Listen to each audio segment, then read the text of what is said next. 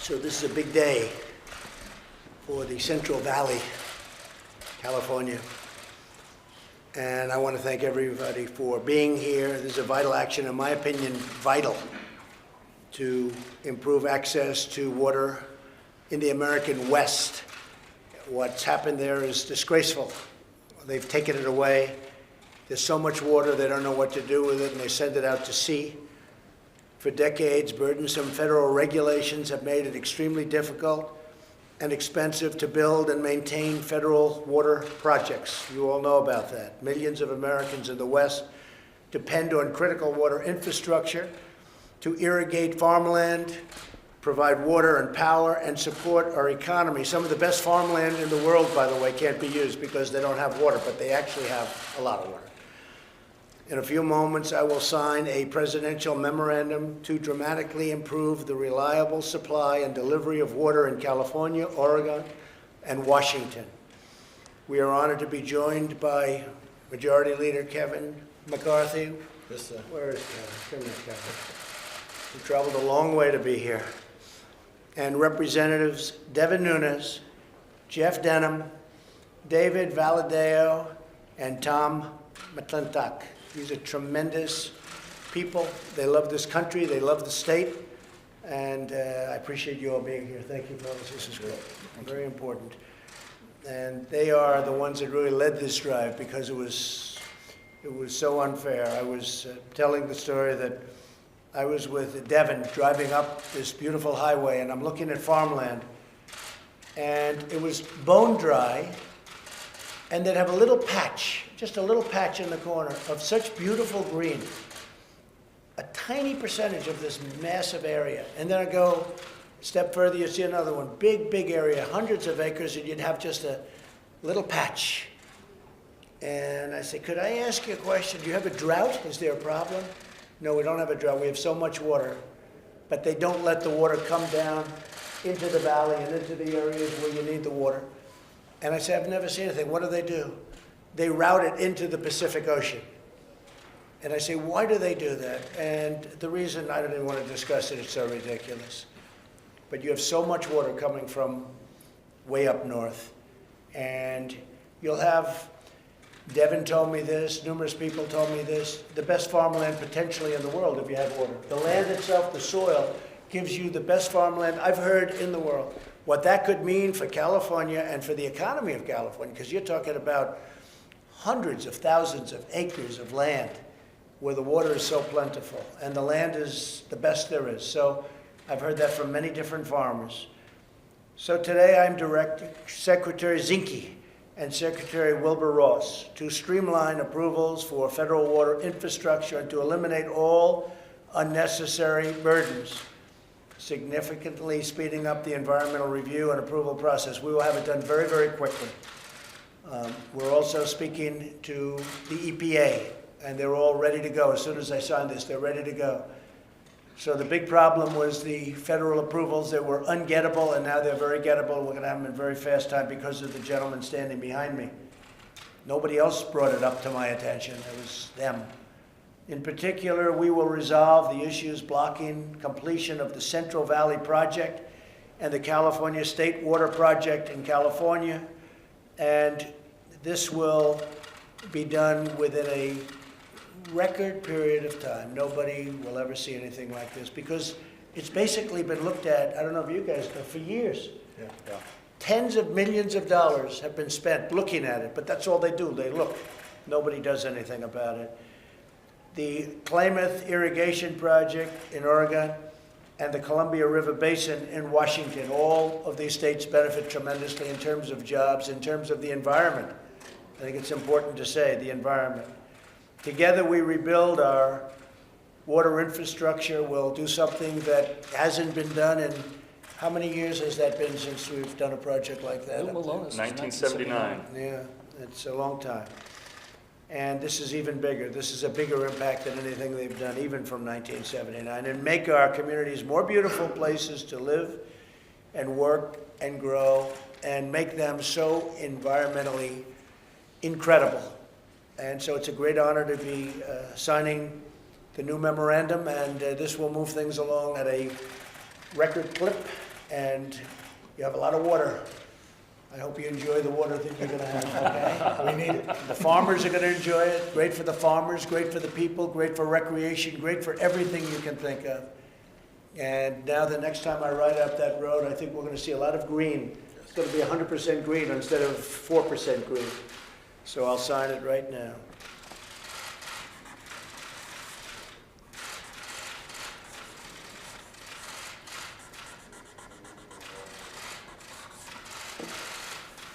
Okay.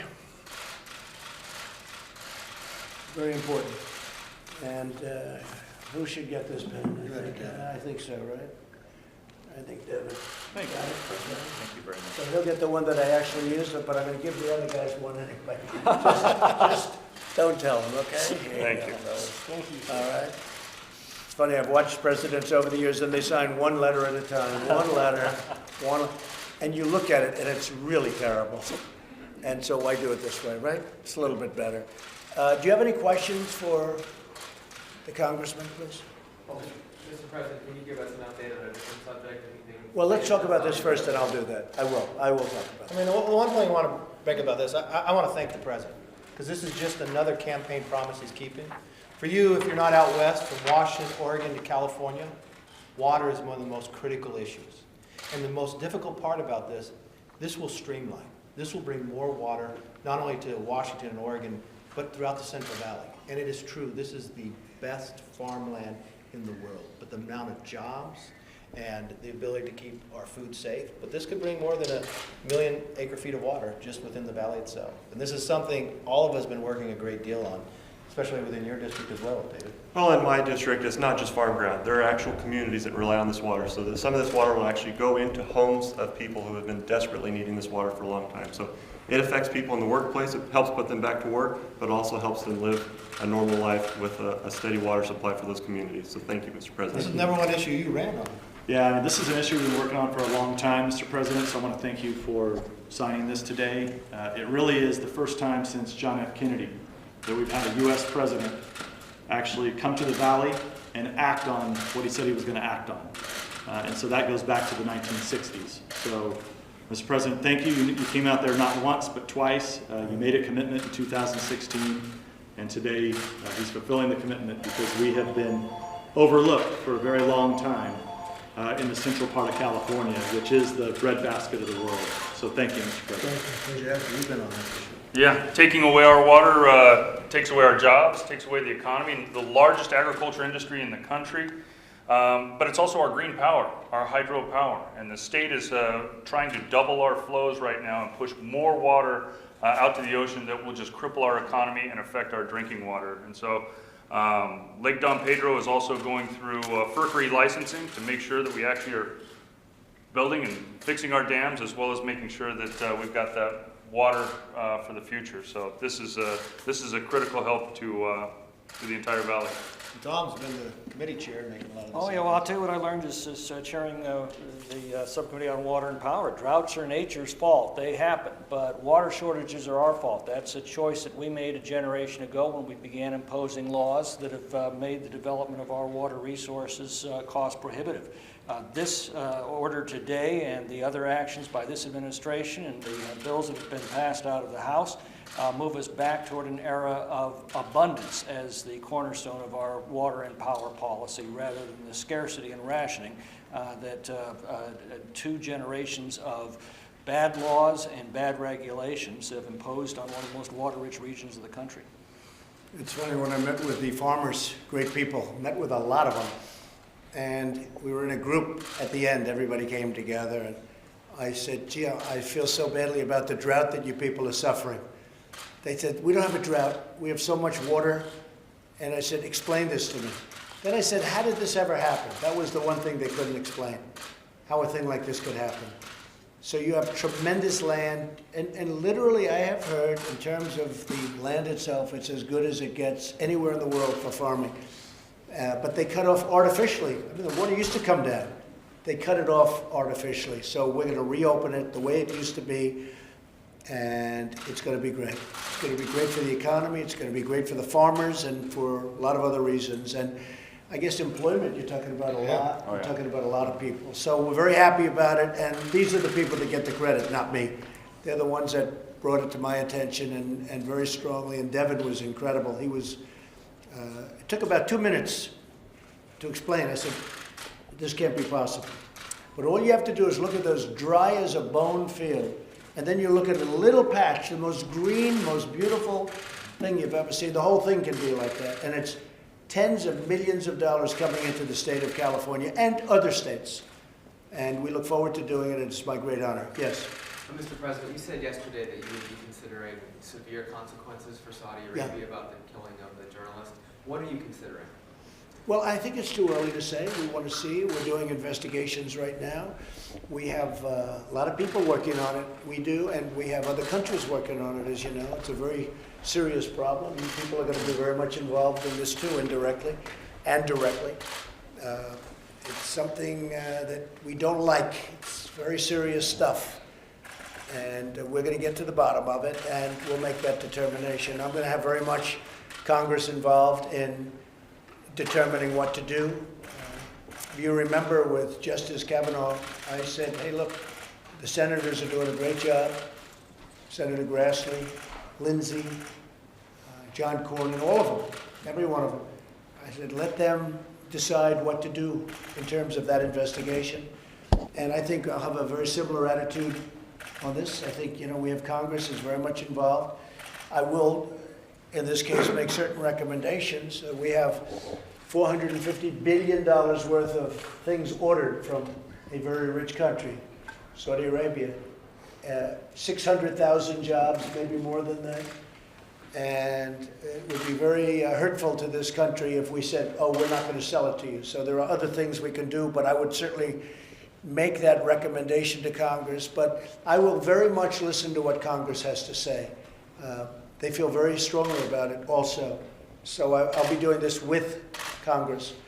I do hope that they'll be able to see the way clear to make these products. We're talking about almost every state in the union is affected because it's the largest order ever given. I did this. I went to Saudi Arabia first, and a large part of the reason was they agreed to do this. They agreed to spend $450 billion on buying and investing in the United States. So I hope we can keep that. I hope we don't lose track of that. There are plenty of other things we can do. But we're going to have some answers pretty quickly. But I will have Congress involved, which I think is an important part of your question. Is sanctions one of the things that you would Could consider? be, could be. We're going to find out. We're going to find out who knew what, when, and where. And we'll figure it out. Okay. Any other questions? Mr. President, are you considering curtailing U.S. support for Saudi Arabia's involvement in the Yemen's war? Toward their what? Saudi's involvement in Yemen, so it's targeting and is it intelligence? So, Saudi Arabia has been a great ally of ours. That's why this is so sad. You look at what goes on in Iran and the viciousness of that regime, and it's brutal. It's a brutal regime. The killing, the horror stories, you hear them and you write about them very well. I've seen you write about them very well. It's a tough part of the world, there's no question about it. But Saudi Arabia has been a great ally. They've been a tremendous investor in the United States. They've invested, and the jobs are incredible. In addition, it's a big, we're right now the largest supplier of energy in the world. We are, the United States. And it happened, I hate to tell you, over the last 18 months. And we're now the biggest in the world. But still, they're a major, major supplier. They're actually number 2. And we have to take all of these things into account. Very important. But we're going to know over the next 2 or 3 days, we're going to know a lot. We're getting a lot of information in as we speak. Okay? Do you expect to have those recommendations for Congress by Monday, or the conclusions of the investigation? I might know a lot by Monday, yeah. I know a lot already. Well, I guess there's a question of why you've waited so far to... Well, I think waiting 2 days and making sure everything's right is not so big. Okay, so early. Yeah, but we're gonna have it pretty early. We've done a lot of work on this, yes. Sir, if we wait for the results of the investigation, do you regret bringing up last night at your rally the assault on a reporter by a congressman? No, not at all, not at all. That was a different world. That was a different league, a different world. No, he's just a great guy, and he's you know Greg very well, right? That was a tremendous success last night in Montana, and Greg is a tremendous person, and he's a tough cookie, and I'll stay with that.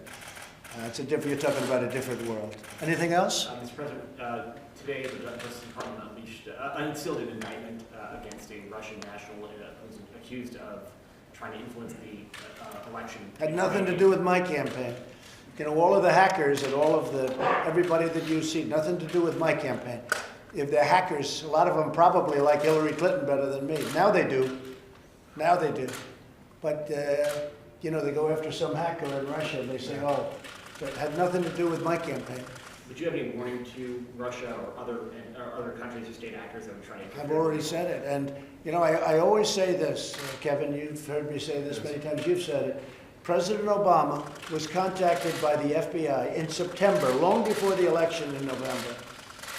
And they told him there may be meddling by the Russians.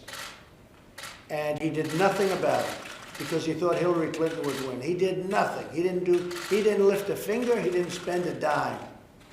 We've done a lot to protect the elections coming up very shortly. But President Obama, people don't want to bring it up. The fake news don't want to bring it up. President Obama was told in September by the FBI that there could be problems with Russian meddling. Now, the good thing is, every single report, as you know, Richard Burr came out, Senator Richard Burr, head of the Senate Intelligence. They said, did you see any collusion? No collusion. I've seen no collusion whatsoever. Very strong, couldn't be stronger. But the good news is it never affected, whatever did take place, never affected the vote. And everybody agrees to that, never affected the vote. The candidate affected the vote, the bad candidate. She should have gone to Wisconsin. She should have gone more to North Carolina, Pennsylvania, Michigan, Florida. She should have gone out a little bit more. She had to work a little bit harder. That affected the vote. Okay, how about one more? What specifically are you going to do about this caravan that's headed to Oh, the talk caravan. about specific actions. So we have the worst laws in the history of the world because we don't have a big enough majority. We have great people standing behind me. We could write up the laws in a half an hour. You'd have the greatest laws that would stop all the problems.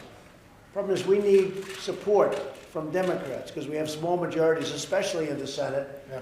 Because in the Senate, we need 9 votes. We're not going to get 9 votes. They're not going to vote. They always vote in a block. They'll do anything to hurt the Republican Party, even if it hurts, and me in particular, by the way, I have to say, but even if it hurts, no matter what, even if it hurts our nation, we could have laws drawn in 1 hour or less. They're already drawn to solve every one of these problems, but we can't get the Democrats. That's why I hope Republicans get out and vote and give us majorities where we can do what we have to do. But we give a lot of money to these countries.